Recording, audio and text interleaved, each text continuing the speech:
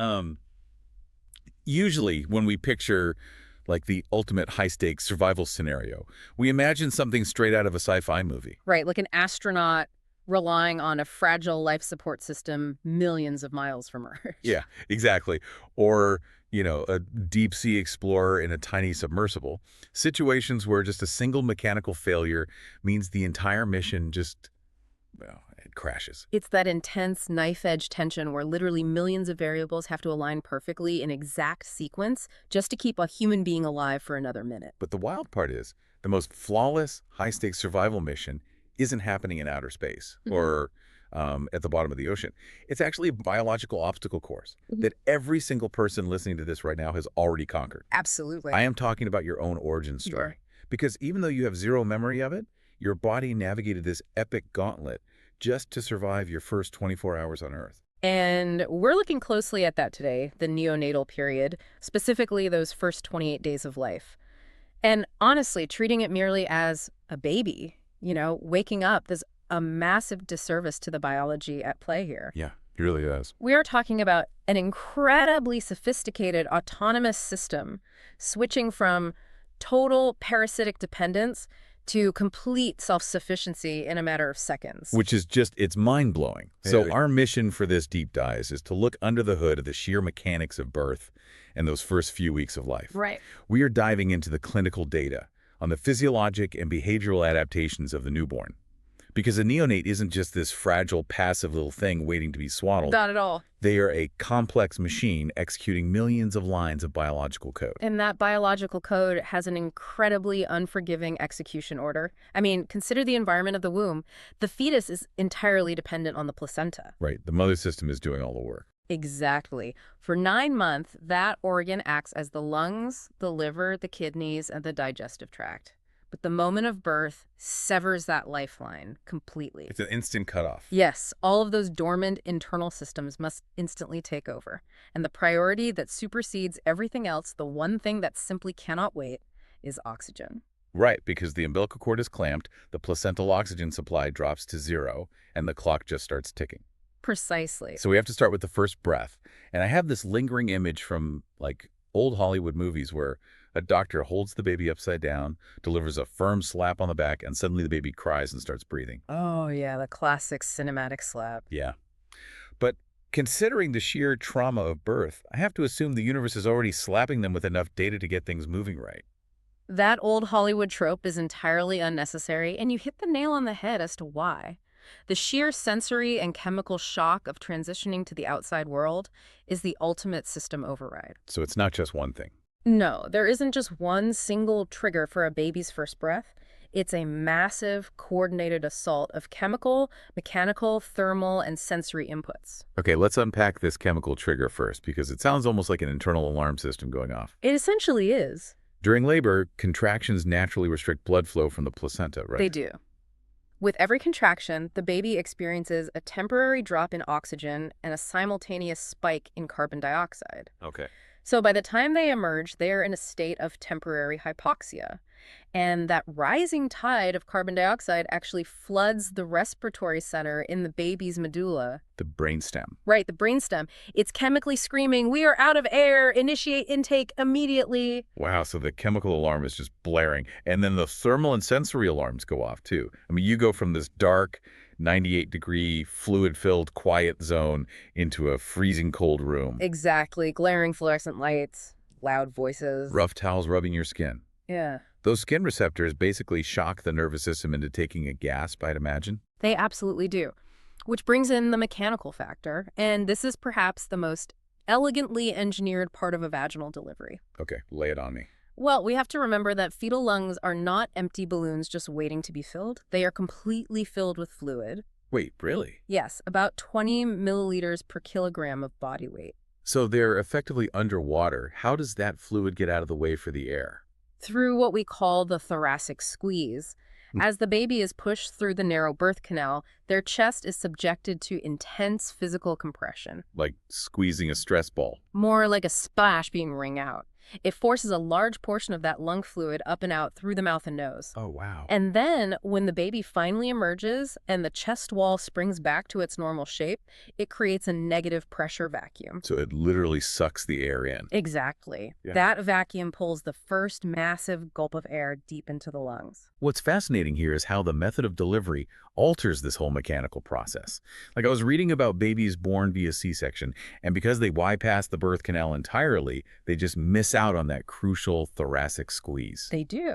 And without that compression, C-section babies often retain a significant amount of that lung fluid. Which causes problems, I assume. It manifests as a condition known as transient tachypnea, transient meaning temporary, and tachypnea meaning rapid breathing. So they have to breathe faster to compensate. Yes, the baby essentially has to pant breathing much faster for the first day or two to evaporate and clear out the remaining fluid.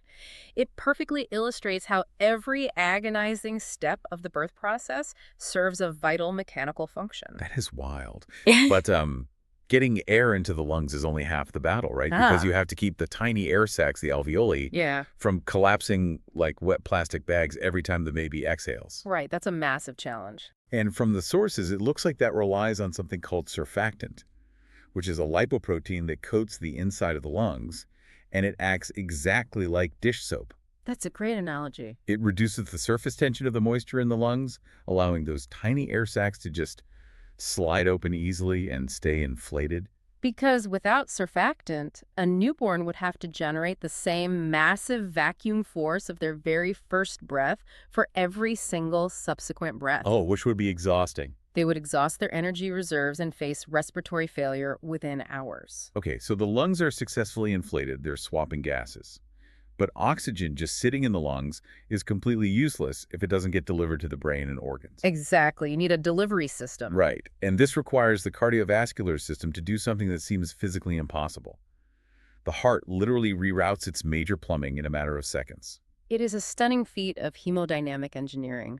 You see, in the womb, blood largely bypasses the lungs because there is no air there to breathe. Makes sense. So the fetal heart has physical shunts, literal bypass valves, like the foramen oval, which is a hole between the upper chambers of the heart, and the ductus arteriosus, which is a detour blood vessel. Wow. These shunt blood away from the dormant lungs and push it straight out to the rest of the body. It's exactly like a major city deciding to reroute its entire subway system, moving millions of passengers to an entirely new set of tracks while all the trains are running at full speed. That's exactly what it is. Because the moment the umbilical cord is clamped, the pressure dynamic completely flips.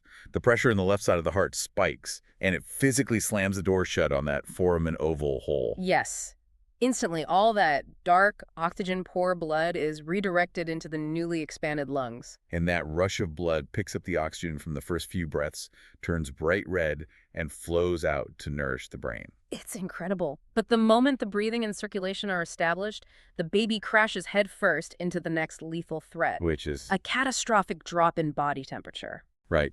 Because they go from a perfect 98 degrees to a delivery room that feels like a refrigerator. And human newborns are shockingly ill-equipped for this. I mean, they have a massive surface area to weight ratio, their blood vessels are incredibly close to the thin surface of their skin, and they barely have any insulating fat. Yeah, they're tiny. But the most dangerous part I found in the deep dive, a newborn cannot shiver. That's the kicker. Shivering is the adult mechanism for generating heat through rapid, involuntary muscle contractions. But babies can't do it. Right, newborn nervous systems simply haven't developed that capability yet. So to survive the cold, they utilize a process called non-shivering thermogenesis. Which relies on a tissue called brown fat. And honestly, reading about this, it's basically a built-in biological wetsuit lined with internal lighter fluid. Love that description. It's crazy. This brown fat is located around the back of the neck, between the shoulder blades, and down around the kidneys. And it is so densely packed with blood vessels and nerves that it actually looks brown. Yes, and when the thermal alarm goes off, the newborn's body just starts burning this highly specialized fat to generate massive amounts of core heat. Which makes me wonder, why don't adults have this magic fat to keep us warm in the winter? Well, the cellular mechanics of brown fat are remarkable, but they are very specific to this neonatal survival stage. Instead of capturing energy to do cellular work like normal tissue does, the mitochondria in brown fat cells are designed to purposefully leak. Leak? Yes, dissipating all their energy directly as pure heat. And a newborn desperately needs this localized furnace because they're losing heat through 4 simultaneous avenues. Okay, let's break this down. First is convection, right? Which is losing heat to air drafts in the delivery room. Correct. Then there's radiation, where heat radiates away from the baby's body to cooler nearby surfaces, like a cold window or a wall, even if they aren't directly touching it, Right. And the third is evaporation. because they're wet. Exactly. The baby is born completely coated in warm amniotic fluid.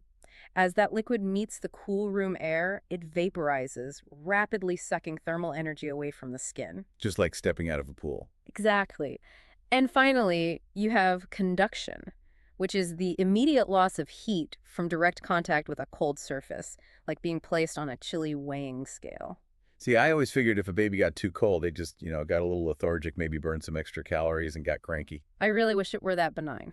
But if a baby's core temperature drops too low, it triggers a devastating cascade called cold stress. Cold stress. The body recognizes it is freezing to death and hits the panic button.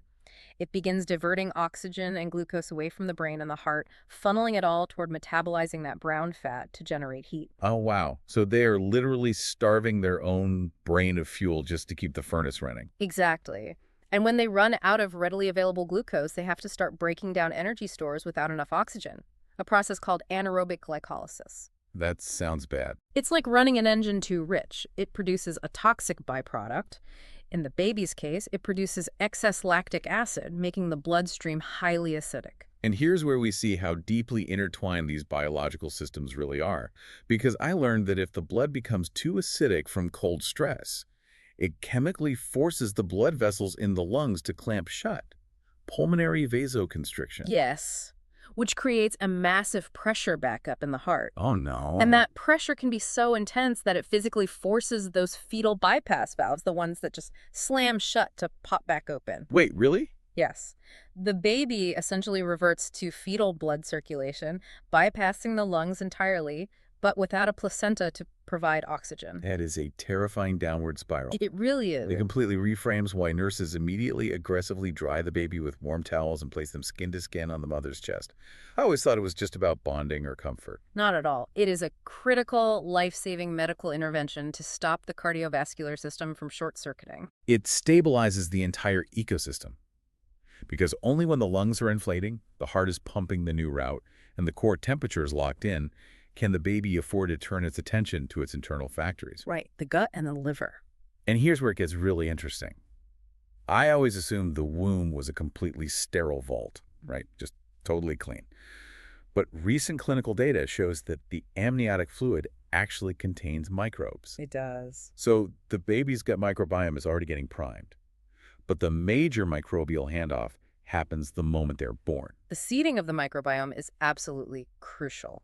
If the infant is born vaginally, they are bathed in the mother's vaginal and intestinal flora bacteria, like lactobacillus, which are perfectly tailored to help the baby digest the lactose in breast milk. Nature's design is just crazy. But what if they are born via C-section? If they are born via C-section, their pioneer microbes come primarily from the mother's skin and the hospital environment. Got it. And these pioneer bacteria are basically moving into a brand new house and setting up the furniture. Yeah. They train the infant's immune system and synthesize essential nutrients like vitamin K, which is critical for blood clotting. Right. But before that gut can really process external food, it has to deal with the backlog. Oh, yeah. We have to talk about meconium. The first stool. Yes. It's described as this thick, sticky, greenish-black, tar-like substance. It's very unique. It's an accumulation of amniotic fluid, shed skin cells, and intestinal secretions the baby swallowed over the last 9 months. Mm-hmm. I like to picture it as the factory-sealed gunk coating the inside of a brand new car engine. That's exactly what it is. You have to flush all that gunk out before you can run real fuel through the system. And just like flushing an engine, getting that meconium out isn't just about clearing space for milk. It is intimately tied to keeping the newborn's blood clean, Clean from what? specifically regarding the liver and the challenge of jaundice. Right. We know that a huge percentage of newborns develop physiologic jaundice, that classic yellowing of the skin and eyes. Exactly. The mechanical reason why is fascinating. In the womb, the baby is operating in a very low oxygen environment. It's roughly equivalent to an adult standing at the summit of Mount Everest. To compensate for that thin oxygen supply, the fetus produces a massive surplus of red blood cells to grab onto every single molecule of oxygen it can find. But once the baby is born and breathing rich room air, that huge surplus of red blood cells becomes unnecessary. Right. So the body starts breaking them down. But as red blood cells degrade, they release a yellow pigment called bilirubin. Okay. Now, it is the liver's job to filter that bilirubin out of the blood so it can be dumped into the intestines and pooped out. But the problem is that a newborn's liver is still incredibly immature. I mean, it simply doesn't have the enzymatic processing power to handle the massive demolition of red blood cells happening all at once. Exactly. So the bilirubin backs up into the bloodstream, seeping into the skin tissues, causing that yellow tint. Now, this physiologic jaundice usually peaks a few days after birth and resolves on its own. But we should be clear for the listeners that there is a stark difference between this and pathologic jaundice, which hits within the first 24 hours. Pathologic jaundice is entirely different. It usually indicates a blood type incompatibility between the mother and the baby. Which means? It causes the baby's immune system to aggressively attack and destroy its own red blood cells at a terrifying rate. If left untreated, the bilirubin levels spike so high that the pigment breaches the blood-brain barrier. Oh, man. It physically stains the brain tissue, causing a condition called kernicterus, which results in permanent neurological damage. Wow. But for the vast majority of babies dealing with the normal physiologic jaundice, the ultimate remedy brings us right back to that tar-like meconium. Yes, it's a process called enterohepatic circulation. Okay, what is that? Well, the struggling liver finally processes some bilirubin and dumps it into the gut to be excreted in the meconium. But if the baby isn't feeding well, the gut moves sluggishly. So the meconium just sits there. Exactly. And the walls of the newborn intestine contain an enzyme that actually unprocesses the bilirubin, detaching it and reabsorbing it straight back into the bloodstream. Are you kidding? The body is literally recycling its own garbage back into the blood, making the jaundice even worse. Which is why early frequent feeding is paramount. Colostrum, the thick, early breast milk, acts as a powerful natural laxative. So it flushes the system. Right. It stimulates the bowels to actively push that meconium out, physically removing the bilirubin from the building before the intestines have a chance to recycle it. Feeding, digestion, and liver function are one continuous feedback loop. It is an absolute masterclass in biological efficiency. So the internal hardware is finally running smoothly, fuel is processing, waste is clearing. Everything is online. But we are still talking about a tiny human that cannot hold its own head up. How do they interact with a bright, loud, chaotic external world? Because they don't just lie there absorbing things. They come preloaded with a fascinating array of software. You're referring to the behavioral adaptations, the reflexes and sensory capabilities. Yes, the primitive reflexes are hardwired directly into the central nervous system.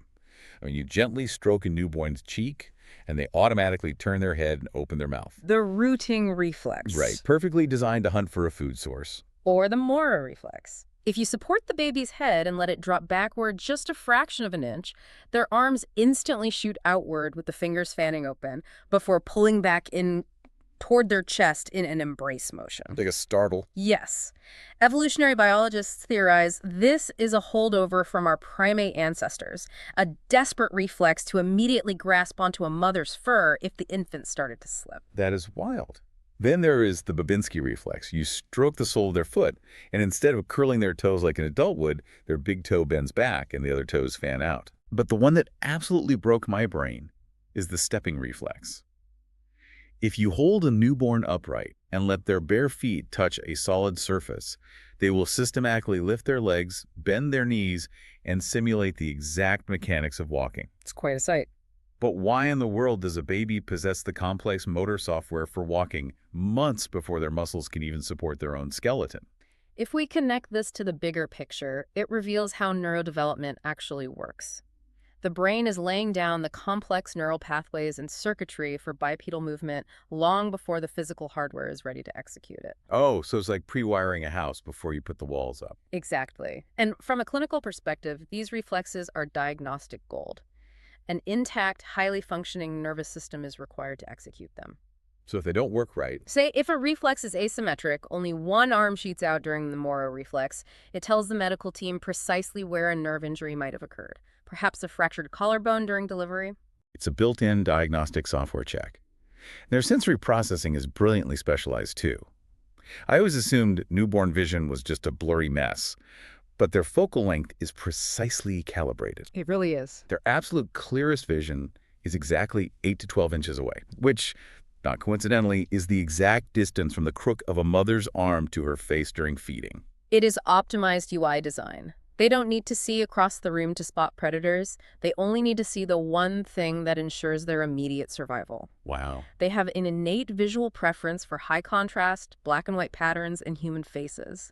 And their olfactory system is highly advanced. It's a melt. Yes, by day 5, a newborn can recognize the specific scent of their mother and actively distinguish her breast milk from anyone else's. That's crazy. They also cycle through 6 distinct behavioral states. Like, they aren't just alternating between asleep and crying. Right, it's more nuanced. There is deep sleep, light sleep, a drowsy state, active alert, crying, and the absolute sweet spot, the quiet alert state. The quiet alert state is where the magic happens. Their body is still, their eyes are wide open, and they are intensely focused on their environment. This is the state where they process data, bond with caregivers, and actively learn. But a newborn's brain is tiny. It can only process so much of this raw data before it just overheats. Which brings us to arguably the most incredible piece of pre-installed software they possess: habituation. Habituation is a profound survival mechanism. It's the neurological ability to evaluate a repetitive stimulus, realize it poses no threat, and purposefully stop responding to it. For example, shining a flashlight near their face. The first time, they blink and startle. Right. A second time, they might just squint. By the 5th time, they don't even twitch, they just stay asleep. Or, if allowed, a hospital monitor keeps beeping near their crib, they eventually just tune it out completely. Because think about the alternative. If a newborn reacted with full sympathetic nervous system alarm to every single light, sound, and touch in this strange new world, their sensory circuits would fry. They'd just burn out. They would burn through all their glucose and be in a perpetual state of exhausting panic. Habituation is a highly sophisticated filter. It allows them to block out the noise, conserve vital energy, and protect their developing brain from sensory overload. So if we pull all the way back and look at this gauntlet, in just 28 days, this tiny, helpless creature reroutes its cardiovascular subway system, inflates fluid-filled lungs to pull oxygen from the sky, burns a specialized internal fat to stave off freezing. Don't forget flushing the engine. Right. Flushes tar out of its intestines to prevent its blood from turning yellow, and runs incredibly complex diagnostic software to bond with its caregivers, all while appearing to just be sleeping. It is undoubtedly the most intense, multi-system physiological transition any of us will ever experience. And it happens seamlessly, autonomously, millions of times a day across the globe. So what does this all mean for you? It means that you are the survivor of the ultimate biological obstacle course. Your body is a testament to breathtaking engineering and sheer resilience. Very true. You conquered the most dangerous mission of your life before you even knew you had a life. It is a phenomenal reminder of just how robust the baseline human system really is. It really is. And I want to leave you with a provocative thought, building on that idea of the newborn operating system. We just talked about habituation, this incredible hardwired survival mechanism specifically designed to help us tune out repetitive, meaningless information so our brains don't get destroyed by sensory overload. The brain's built-in spam filter. Exactly. Now think about your life right now. The constant, relentless pinging of smartphone notifications, the endless doom scrolling, the barrage of unread emails, the 24-hour news cycle screaming for your attention. It's exhausting just listing it. It is. We constantly talk about feeling burnout or information fatigue, and we usually frame it as a personal failure.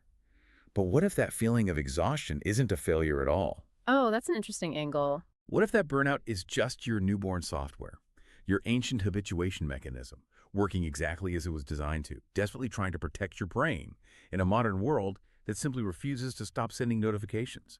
You aren't broken. Your life support system is just doing its job, trying to save you from the noise.